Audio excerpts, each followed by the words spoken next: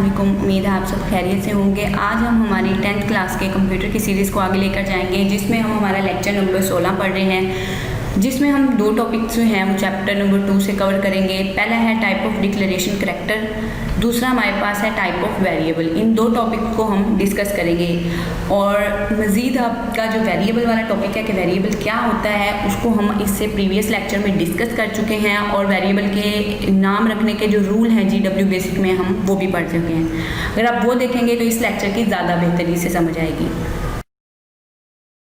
Type of declaration character, इसको पढ़ने से पहले सबसे पहले हम देख लेते हैं कि डिक्लेरेशन क्या होता है, कि वर्ड डिक्लेरेशन क्या होता है। हमने प्रीवियस भी कुछ लेक्चर्स में से डिस्कस किया है, फिर डिस्कस कर लेते हैं कि डिक्लेरेशन का मतलब होता है वेरिएबल को डाटा टाइप देना। किसी वेरिएबल को डाटा टाइप देना, यानी कि वेरिएबल को बता देना कि ये किस किस्म का है, इसमें किस किस्म की वैल्यू स्टोर होनी है, इसमें इशारिया की वैल्यू स्टोर होनी है, इशारिया के बगैर वाली स्टोर होनी है, या कोई करैक्टर स्टोर होना है। तो वो चीज़ें हम डिक्लेरेशन के अंदर बताते हैं। इसके अलावा ये भी याद रखिएगा GW बेसिक में वेरिएबल को डिक्लेयर करना लाजमी नहीं है। अगर आप डिक्लेयर कर देते हैं तो फिर आप वेरिएबल में वही वैल्यू स्टोर करवाएंगे जो उस वेरिएबल की टाइप की होंगी। अगर आप फर्दर कोई मिस्टेक करेंगे तो आपकी जो प्रोग्राम है या वेरिएबल है उसकी जो एक्यूरेसी है वो लॉस्ट हो जाएगी। तो हम देख लेते हैं कि हमारे पास डिक्लेरेशन करैक्टर कौन कौन से हैं। सबसे पहले हमारे पास आता है डॉलर सिंबल, जो कि स्ट्रिंग वेरिएबल के लिए हम यूज़ करते हैं। और स्ट्रिंग कहते हैं कॉम्बिनेशन ऑफ करैक्टर, या फिर आप इसे सीक्वेंस ऑफ करैक्टर भी कह सकते हो, जो कि डबल कोटेशन के अंदर लिखे जाते हैं। तो ऐसे सीक्वेंस ऑफ करैक्टर्स जिनको आप डबल कोटेशन में लिखते हो उनको आप स्ट्रिंग कहते हो। तो स्ट्रिंग अब मेमोरी में कितनी जगह लेगी, तो मेमोरी में जो स्ट्रिंग है वो स्ट्रिंग अपनी लेंथ के अकॉर्डिंग, मतलब जितने ज़्यादा करैक्टर इसमें होंगे उतनी ज़्यादा उसकी लेंथ होगी। दूसरा इसमें एग्जांपल है हमारी name dollar is equal to Ali. तो देखिए अली एक वैल्यू इसको दी थी हमने वेरिएबल को, तो वो हमने डबल कोटेशन में लिख दिया। इसके बाद हमारे पास आ जाता है परसेंटेज, जो कि इंटीजर वेरिएबल के लिए होता है और ये मेमोरी में 2 बाइट जगह को स्टोर करवाता है। इसकी एग्जांपल अगर देखें तो परसेंटेज का सिंबल इज इक्वल टू 8। तो इंटीजर वेरिएबल से मुराद इशारिया के बगैर वाली वैल्यूज़ को स्टोर करवाता है। एक्सक्लेमेशन क्या कहता है, सिंगल प्रिसिशन वेरिएबल को स्टोर करवाता है और मेमोरी में 4 बाइट जगह लेता है, यानी कि इंटीजर से ज़्यादा जगह लेता है। और इसकी एग्जांपल है, हम देख लेते हैं B एक्सक्लेमेशन का सिंबल डालते हैं जो इक्वल टू होता है 7.253। जो भी आपने वैल्यूज़ देनी होती हैं वो होती हैं, मतलब इशारिया में वैल्यू होनी चाहिए। डबल प्रिसिशन के लिए हम हैश का सिंबल यूज़ करते हैं जो मेमोरी में 8 बाइट जगह लेता है और ये भी इशारिया वाली वैल्यूज़ को लेता है। इशारिया वाली वैल्यूज़ में C hash is equal to 6.54, या इशारिया में आप जो सी भी वैल्यू रखें।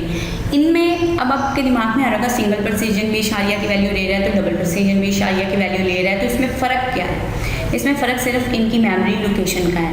मेमोरी लोकेशन में फ़र्क कैसे आ जाएगा कि जो सिंगल प्रिसिजन है वो मेमोरी में 4 बाइट जगह लेती है, नॉर्मली छोटे वेरिएबल्स को रखेगी। डबल प्रिसिजन 8 बाइट लेती है, मतलब थोड़े से बड़े वेरिएबल्स को रखेगी। टाइप ऑफ वेरिएबल पढ़ लेते हैं। टाइप ऑफ वेरिएबल क्या होते हैं? टाइप ऑफ वेरिएबल बेसिकली 2 होते हैं। एक है हमारे पास न्यूमेरिक वेरिएबल, दूसरा है हमारे पास स्ट्रिंग वेरिएबल जो स्ट्रिंग के वैल्यू को ही स्टोर करवाएगा।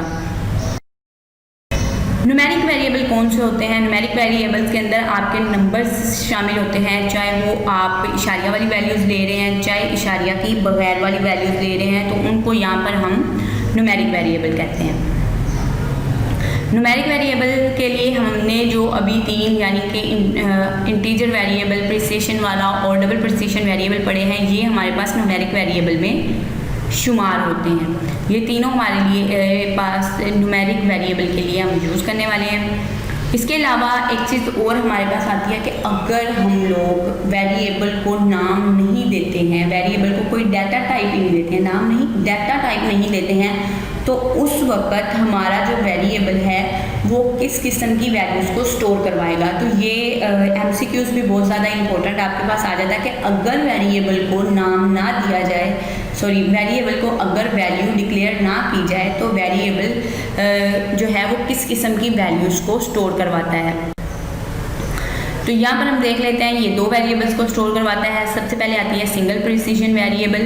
तो सिंगल प्रिसीजन वैसे नॉर्मल अगर आप किसी वेरिएबल को उसकी डाटा टाइप नहीं बताते हो तो वो रियल टाइप नंबर लेता है। तो उसमें आपकी जो आते हैं सिंगल प्रिसीजन और डबल प्रिसीजन यानी कि इशारिया वाली दोनों वैल्यूज आती हैं। लेकिन कैसे आती हैं, सबसे पहले तो वो उसे सिंगल प्रिसीजन में लेता है। सिंगल प्रिसीजन के पास 7 नंबर्स होते हैं, लेकिन 6 नंबर को वो एक्यूरेसी तौर पर या एक्यूरेट तौर पर क्या करता है, उनको हैंडल कर सकता है, उनको सही दिखा सकता है। मैथ में भी हमें पता है अगर ज़्यादा बड़ा डिजिट आ गया है तो हम 6 या 5 नंबर लेकर आंसर सही कंसीडर करते हैं, बाकियों को छोड़ देते हैं। इसी तरह से अगर नंबर 6 से ज़्यादा हैं, 6 से बड़े हो गए हैं तो ये हैंडल नहीं करेगा उसे, तो उसके लिए डबल प्रिसीजन आ जाएगा। और डबल प्रिसीजन के पास 18 डिजिट्स होते हैं, जिनमें से ये 17 डिजिट्स को हैंडल करता है। अब ये डिजिट्स कौन सी हैं, ये आपके दिमाग में आ रहा होगा कि इशारिया से पहले वाले डिजिट्स हैं या इशारिया के बाद वाले डिजिट्स हैं। तो यहाँ पर जो रियल टाइप डाटा वेरिएबल का हम ले रहे हैं कि जब हम वेरिएबल को डिक्लेयर नहीं करते हैं तो उस वक्त हम इशारिया के मतलब इशारिया के बाद, पॉइंट के बाद कितने डिजिट्स हम कंट्रोल करते हैं उसका नाम लिया जा रहा है। तो सिंगल प्रिसीजन वेरिएबल क्या करता है, इशारिया के बाद 6 कैरेक्टर्स को हैंडल करता है। डबल प्रिसीजन इशारिया के बाद 17 डिजिट्स को हैंडल करता है। स्ट्रिंग क्या होती है, अभी इसकी डेफिनेशन हमने थोड़ी देर पहले पढ़ी है कि स्ट्रिंग सीक्वेंस ऑफ कैरेक्टर होती है जिनको आप डबल कोटेशन में लिखते हो। और ये जो स्ट्रिंग वेरिएबल होती है इसमें आप कोई भी सैम्बल भी इस्तेमाल कर सकते हो और कोई भी नंबर वैल्यूज़ को भी इस्तेमाल कर सकते हो। इसके लिए हम डॉलर का जो सैम्बल है वो हम यूज़ करते हैं जो स्ट्रिंग वेरिएबल के लिए होता है। और स्ट्रिंग की लेंथ या मेमोरी में कितनी जगह लेती है, जितनी स्ट्रिंग की लेंथ होगी उतनी ये मेमोरी में जगह लेगा। इसकी एग्जांपल है आप $8 is equal to double quotation में हाउस 4, मतलब अभी मैंने कहा था ना आप इसकी जगह कोई सैम्बल, कोई करैक्टर, कोई नंबर लिख सकते हैं आप, लेकिन डबल कोटेशन के अंदर, तो यहाँ पर ये शुमार करेंगे हम। अगली एग्जांपल है कि $B is equal to double quotation में अली, तो ये भी स्ट्रिंग की वैल्यूज़ है। इसी के साथ हमारा ये लेक्चर यहीं पर कंप्लीट होता है। मैं आपको ये बताती जाऊँ कि इसमें अभी हमने जो टाइप डिक्लेरेशन करैक्टर्स पढ़े हैं ये MCQs के लिहाज से बहुत ज़्यादा इंपॉर्टेंट हैं। और टाइप ऑफ वेरिएबल जो हैं ये आपके पास पूछा जा चुका है लॉन्ग क्वेश्चन के तौर पर। तो इसमें आप जब टाइप ऑफ वेरिएबल लिखोगे तो ये जो टेबल अभी हमने पढ़ा था जिसमें $, परसेंटेज, हैश, डबल और एक्सक्लेमेशन वाले जो निशानात को या जिन करैक्टर्स को हमने पढ़ा है आप उनको भी रिमेंबर रखें। और जब आप ये टॉपिक लिखने बैठे लॉन्ग क्वेश्चन में तो टाइप ऑफ डिक्लेरेशन करैक्टर को भी आप उसके अंदर लिख सकते हो, बेहतरीन इफेक्ट हो जाएगा और जो क्वेश्चन होगा वो और ज़्यादा बेहतरीन हो जाएगा। हम लोग क्या क्या पढ़ने वाले हैं नेक्स्ट लेक्चर में, हम लोग कांस्टेंट को डीप में डिस्कस करेंगे, इसकी टाइप्स क्या हैं इसको हम डिटेल में डिस्कस करेंगे। अभी तक हमने वेरिएबल को डिस्कस किया है, अब हम कांस्टेंट को इंशाल्लाह नेक्स्ट लेक्चर में डिस्कस करेंगे। आपको हमारा लेक्चर पसंद आ गया होगा, पसंद आया तो हमारे चैनल को लाइक करें, सब्सक्राइब करना ना भूलें ताकि आने वाली वीडियोस की अपडेशन आपको मिलती रहे। Thanks for watching. अल्लाह हाफिज़।